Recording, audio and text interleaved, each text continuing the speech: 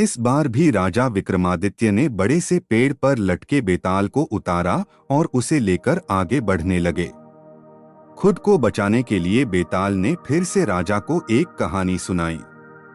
बेताल कहता है, एक बार की बात है, कनकपुर नाम का एक शहर था जिसके राजा का नाम यशोधन था। वो राजा अपनी प्रजा का खूब ख्याल रखता था। उसी शहर में एक सेठ भी था जिसकी बेटी का नाम उन्मादिनी था। वो बहुत ही सुंदर और गुणी थी। उसे जो भी देखता वो उसे देखता ही रह जाता था। जब सेठ की बेटी बड़ी हुई तो सेठ ने उसके शादी का निर्णय लिया। सेठ सबसे पहले राजा के पास अपनी बेटी की शादी का प्रस्ताव लेकर गया। सेठ ने राजा के पास जाकर कहा कि महाराज, मैं अपनी बेटी की शादी के बारे में सोच रहा हूं। वो बहुत ही सुंदर, गुणी और विद्वान है। आप यहाँ के महाराज हैं। सबसे ज्यादा साहसी, गुणी और विद्वान आपसे अच्छा मेरी बेटी के लिए कोई नहीं हो सकता है। ऐसे में सबसे पहले मैं आपको निवेदन करना चाहता था, आप मेरी बेटी को पत्नी के रूप में अपनाएं और अगर आपको मंजूर नहीं तो आप अस्वीकार कर दें। सेठ की बता सुनकर राजा उनकी बेटी को देखने और उनके लक्षणों को परखने के लिए ब्राह्मणों को भेजा। राजा की बात मानकर ब्राह्मण वहां उन्मादिनी को देखने गए। ब्राह्मण उन्मादिनी को देखकर काफी खुश हुए, लेकिन दूसरे ही पल उन्हें इस बात की चिंता भी हुई कि अगर राजा ने इतनी खूबसूरत लड़की से शादी की तो वो पूरा दिन उन्हें देखते ही रहेंगे और प्रजा पर ध्यान नहीं दे पाएंगे। इसलिए ब्राह्मणों ने फैसला किया कि वो राजा को उन्मादिनी के रूप और गुणों के बारे में कुछ नहीं बताएंगे। सारे ब्राह्मण राजा के पास पहुंचे और बोले कि राजा, वो लड़की अच्छी नहीं है, इसलिए आप उनसे शादी न करें। ब्राह्मणों की बात सुनकर राजा को लगा कि वो लोग सच बोल रहे हैं। राजा ने उन्मादिनी से शादी करने के लिए मना कर दिया। फिर सेठ ने राजा की अनुमति से राजा के सेनापति बलधर के साथ अपनी बेटी की शादी करा दी।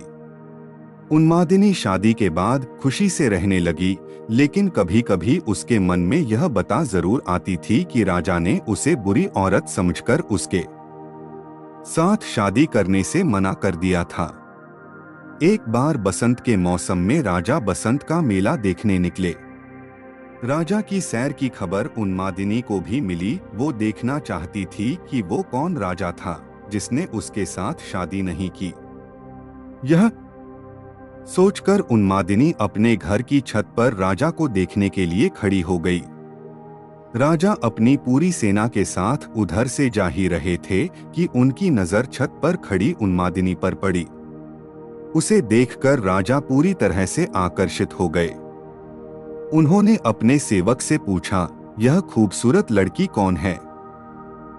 तब सेवक ने राजा को सारी कहानी बताई। यह वही लड़की है जिसके साथ ब्राह्मणों के कहने पर आपने शादी करने से मना कर दिया था। बाद में इसकी शादी सेनापति बलधर के साथ हो गई थी। पूरी बात सुनकर राजा को गुस्सा आया और उसने ब्राह्मणों को नगर छोड़ने की सजा दे दी।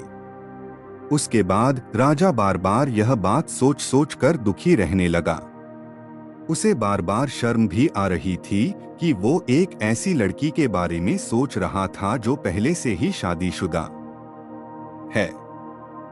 राजा के हाव भाव से आसपास के लोग उनकी मन की बात समझने लगे। राजा के मंत्री और चाहने वालों ने राजा से कहा, राजा, इसमें दुखी होने वाली क्या बात है? सेनापति तो आपके लिए ही काम करता है, तो आप उनसे बात कर उसकी पत्नी को अपना लें। राजा ने लेकिन मंत्रियों की बात नहीं मानी। राजा का सेनापति बलधर, जिससे उन्मादिनी की शादी हुई थी, वो राजा का भक्त था। उसे जब राजा की बात पता चली तो वो राजा के पास पहुंच गया और बोला, राजा, मैं आपका दास हूं और वो आपके दासी की ही पत्नी है। मैं खुद उसे आपको भेंट देता हूं। आप उसे अपना लें या फिर मैं उसे मंदिर में छोड़ देता हूं।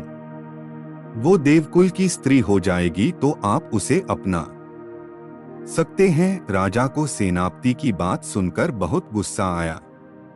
राजा ने कहा, राजा होकर मैं ही ऐसा बुरा काम करूंगा? कभी नहीं। तुम मेरे भक्त होकर मुझे ऐसा काम करने को कह रहे हो। अगर तुम अपनी पत्नी को नहीं अपनाओगे तो मैं तुम्हें कभी माफ नहीं करूंगा। राजा मन ही मन उन्मादिनी के बारे में सोचते सोचते मर गया। सेनापति राजा की मौत से बहुत दुखी हुआ और इस बात को सह नहीं पाया। उसने अपने गुरु को सब बात बताई। उसके गुरु ने कहा, सेनापति का धर्म होता है कि वो राजा के लिए अपनी जान दे दे। यह बात सुनकर सेनापति ने राजा के लिए बनाई गई चिता में कूदकर अपनी जान दे दी। जब यह बात सेनापति की पत्नी उन्मादिनी को पता चली तो उसने भी अपने पति के लिए अपने प्राण त्याग दिए। इतना बताने के बाद बेताल ने राजा विक्रमादित्य से सवाल पूछा, बताओ राजन, राजा और सेनापति में सबसे ज्यादा हिम्मत वाला कौन था? विक्रमादित्य बोला, राजा सबसे अधिक साहसी था, क्योंकि उसने राजधर्म निभाया। उसने सेनापति के कहने पर भी उन्मादिनी को नहीं अपनाया और खुद मर जाना सही समझा। सेनापति एक अच्छा सेवक था। अपने राजा के लिए उसने अपनी जान दे दी। इसमें कोई चौंकाने वाली बात नहीं थी। असली हिम्मत वाला तो राजा था, जिसने अपने धर्म और काम को अनदेखा नहीं किया। विक्रमादित्य का जवाब सुनकर बेताल खुश हुआ और हर बार की तरह पेड़ पर जाकर लटक गया। कहानी से सीख, असली हिम्मत वाला इंसान वही होता है जो खुद से पहले अपने परिवार के बारे में सोचे और अपनों का ध्यान रखे।